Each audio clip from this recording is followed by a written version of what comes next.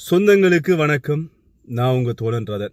இந்த வீடியோவில் சுவிஸில் இருந்து ஒரு சகோதரர் சொன்ன விஷயம் மிக வேதனையான விஷயம். இந்த சீட்டு சம்பந்தமாக தொடர்ச்சியாக நிறைய பேர் இந்த சீட்டில் ஏமாந்தவர்கள் நிறைய பேர் தொடர்ச்சியாக கொமெண்ட் இடுவது மட்டும் இல்லாமல் வாட்ஸ்அப்பில் நீங்கள் மெசேஜ் போட்டு கொண்டிருக்கிறீங்க. அண்ணா எங்களுடைய விஷயத்தையும் வந்து பகிர்ந்து விடுங்க, தம்பி என்னுடைய விஷயத்தையும் பகிர்ந்து விடு அப்படின்னு சொல்லி நிறைய பேர் பகிர்ந்து கொண்டே இருக்கிறீங்க. அப்படி ஒரு சகோதரர் சுவிஸில் இருந்து கிட்டத்தட்ட 40,000க்கு மேற்பட்ட சுவிஸ் பிராங்க் பணத்தை இழந்த சம்பவம் தொடர்பாக தான் இந்த வீடியோவில் பார்க்க போகிறோம்.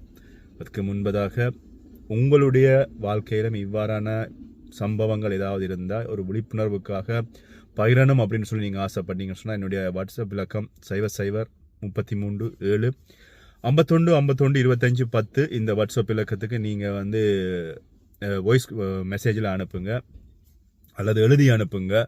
நான் வந்து பார்த்து விட்டு நான் அதை என்னுடைய வீடியோவாக பகிர்ந்து விடுறேன். குறிப்பிட்ட சகோதரர் ஒருவர் வந்து நீண்ட காலமாக சீட்டு தொழிலில் ஈடுபட்டு கொண்டிருக்கின்ற ஒரு நபர் ஒருவர் ஏமாற்றிய சம்பவம் மட்டுமில்லாமல் தொலைபேசி அழைப்புகள் எடுத்தால் தொலைபேசி அழைப்புகளுக்கு பதிலளிப்பதில்லை. அது மட்டுமில்லாமல் சீட்டு காசை கேட்டால் அதுக்கான எந்த விதமான தகவல்களோ அல்லது பதில்களோ வழங்குவதில்லை அப்படின்னு சொல்லி ஒரு குற்றச்சாட்டு வந்திருக்கிறது. சரி, அவர் என்ன செஞ்சிருக்கிறாரு, போட்ட சீட்டு காசுகளுக்கு என்ன நடந்தது, சீட்டு கட்டினவர்கள் சீட்டு காசெல்லாம் கட்டிட்டார்களா அப்படின்ற எல்லாத்தையும் இதில் பார்க்கலாம். குறிப்பிட்ட சகோதரர் சுவிஸில் வந்து நீண்ட காலமாக இருக்கிறார். அங்கே வந்து ஒரு சில நிறுவனங்களில் பணியாற்றி அல்லது வந்து கஷ்டப்பட்டு வேலை செய்து தான் தன்னுடைய மனைவி தன்னுடைய பிள்ளைகள் எல்லாருமாக கஷ்டப்பட்டு போட்ட சீட்டு காசை இப்போ வந்து சீட்டு பிடிச்சவர் காசை கொண்டு ஓடிவிட்டார் அப்படின்னு சொல்லி குறிப்பிட்ட சகோதரர் சொல்லியிருக்கிறாரு. குறிப்பிட்ட சகோதரன் வந்து பார்த்தீங்கன்னு சொன்னால் இதுக்கு முதல்ல ஒரு தடவை அவரோட சீட்டு கட்டி இருக்கிறார். சீட்டு கட்டிய பொழுது அவருக்கு பிரச்சனை ஒன்றும் இல்லை, சீட்டு காசை கொடுத்துருக்குறாங்க. அந்த நம்பிக்கையின் அடிப்படையில் மீண்டும் வந்து பார்த்தீங்கன்னு சொன்னால் 2 சீட்டு ஒரே சாவாக கட்டியிருக்கார் ஒரே நபரிடம். அது மட்டும் இல்லாமல் தான் கட்டியது மட்டும் இல்லாமல் தன்னுடைய சகோதரர்களையும் வந்து இந்த சீட்டுக்காரரோடு சீட்டுக்கு இணைச்சி விட்டுருக்கிறார். இணைச்சி விட்டதுக்கு அப்புறமாக சீட்டு உங்களுக்கு எல்லாருக்குமே தெரியும், முதலாவது சீட்டு காசு வந்து தாச்சி காசுன்னு சொன்னால் அது வந்து சீட்டு பிடிப்பவருக்கு, அல்லது வந்து 2வது காசு தாச்சி காசுன்னா அது சீட்டு பிடிப்பவர்களுக்கு. முதலாவது கேள்வி சீட்டுனா கேள்வி போகும், அல்லது வந்து குழுக்கள் சீட்டுனா குழுக்கள்ல போகும். இப்படியே இருக்கின்ற பொழுது குறிப்பிட்ட சீட்டு வந்து இந்த தானும் தன்னுடைய சகோதரர்கள் எல்லாருமாக சேர்ந்து குறிப்பிட்ட ஒரு நபரிடம் வந்து இந்த சீட்டை கட்டியிருக்கிறாங்க. கட்டிய பொழுது அவரும் வந்து பார்த்தீங்கன்னு சொன்னால் ஒவ்வொரு முறையும் கேள்வி சீட்டுன்னு சொன்னால் கேள்வி போகின்ற பொழுது யார் அளவுக்கு அதிகமான கேள்வியில் போடுறதோ அவருக்கு சீட்டு போகும். அப்போ எங்களுடைய ஆக்களில் இருக்கிற பெரிய ஒரு முட்டாள்தனம் என்னென்னு சொன்னால் காசை வந்து கடைசியாக சீட்டு எடுப்போம், கடைசியாக எடுத்தோம்னு சொன்னால் பெரிய அமௌண்ட் லம்பாவாக வரும் அப்படின்னு சொல்லி தான் நிறைய பேர் செய்கிற விளையாட்டு.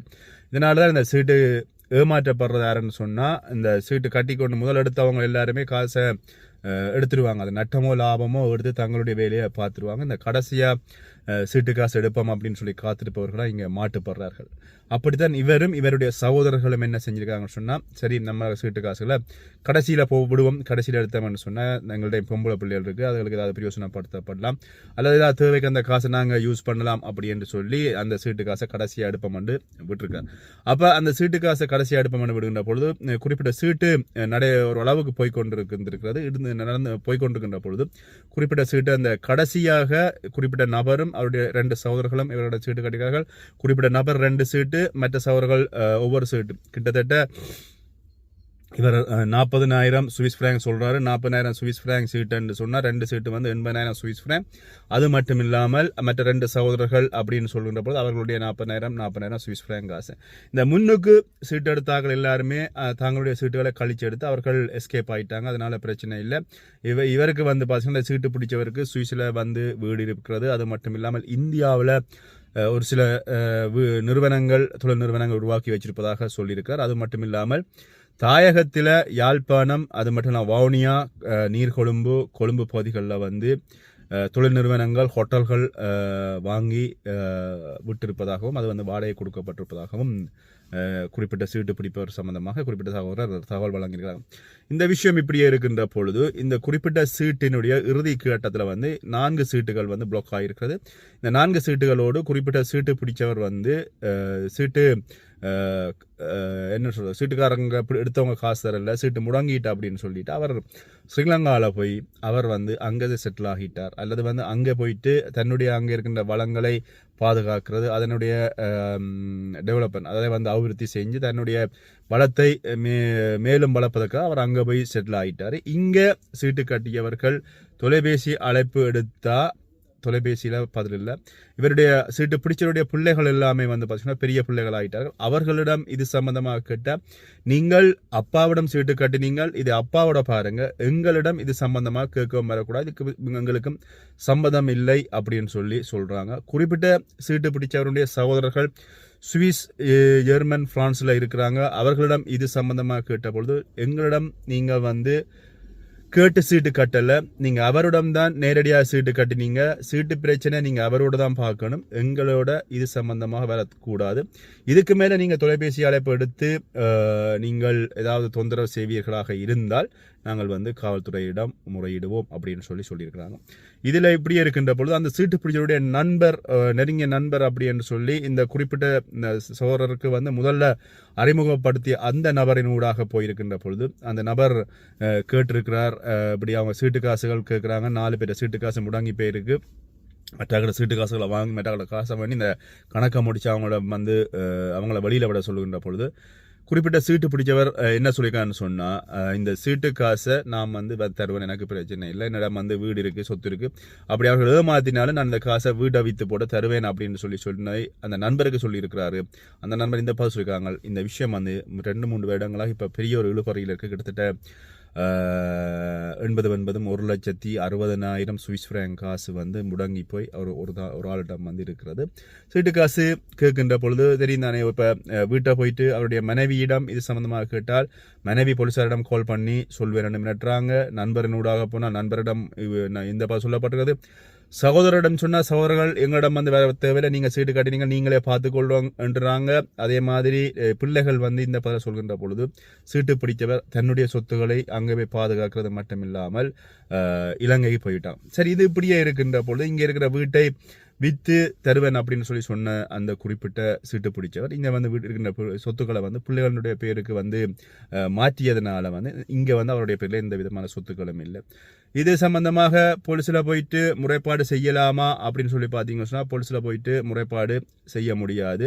போலீஸில் முறைப்பாடு செய்ய முடியாது என்பதை என்ன காரணம் என்று சொன்னால் போலீஸார் வந்து இதுக்கு சட்ட நடவடிக்கைகள் எடுப்பாங்க. சட்ட நடவடிக்கைகள் எடுக்கின்ற பொழுது தேவையில்லாத பிரச்சனைகள் வரும். அது மட்டும் இல்லாமல் போலீஸார் இது சம்பந்தமாக இதுக்கும் எங்களுக்கும் எந்த விதமான சம்பந்தம் இல்லை நீங்கள் வந்து இது சம்பந்தமாக ஏதாவது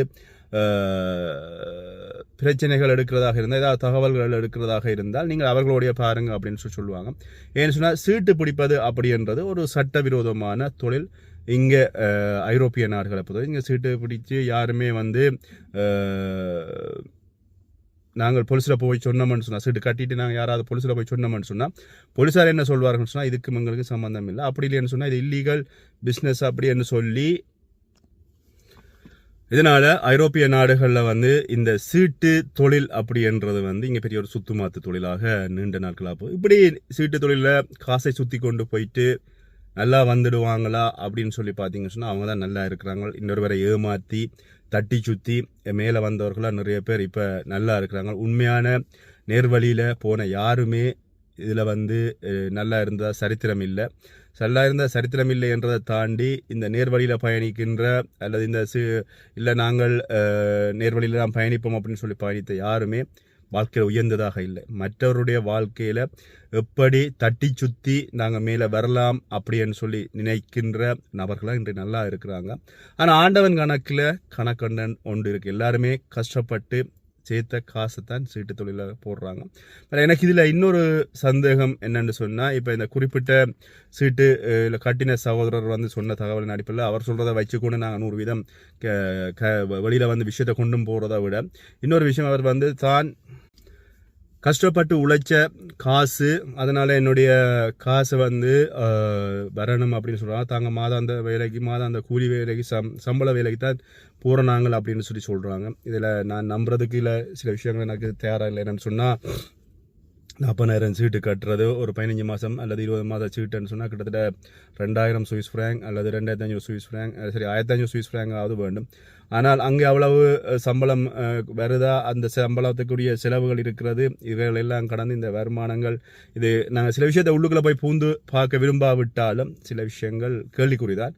ஆனால் இந்த கஷ்டப்பட்டு உழைச்ச காசுகள், கஷ்டப்பட்டு உழைச்சி சீட்டு பிடிச்ச காசுகளை தட்டி சுற்றி கொண்டு போபவர்கள் நல்லா இருந்துடுவோம் அப்படின்னு சொல்லி நினைக்கலாம். அதுக்கான பாவத்தை பழியை அவருடைய பிள்ளைகள் ஏற்றுக்கொள்வார்கள் என்பதுதான் நிதர்சனமான உண்மை. நீங்கள் கண்ணூடாக நிறைய பேர் பார்த்துருப்பீங்க. அது மட்டும் இல்லாமல் நிறைய பேருடைய வாழ்க்கையில் நிறைய பேர்ட்ட சீட்டு பிடிச்சி ஏமாற்றியவர்களுடைய குடும்ப பின்னணிகளை நீங்கள் வேணுமெண்டா சொல்லக்கூடாது. நான் அதெல்லாம் குடும்ப பின்னணிகள் எல்லாரும் அவர்களுடைய பரம்பரையினுடைய பின்னணிகளை எடுத்து பாருங்கள். நிறைய விஷயம் அதுக்குள்ளே உங்களுக்கு பதில் தரும் இப்படி ஏமாற்றியவர்களுடைய வாழ்க்கையில். மீண்டும் இன்னொரு வீடியோவில் சந்திக்கலாம். இதே போல் உங்களுடைய விஷயங்களும் இருந்தால் பகிர்ந்து கொள்ளுங்கள். என்னுடைய வீடியோ பிடிச்சிருந்தா ஷேர் பண்ணுங்கள். நன்றி.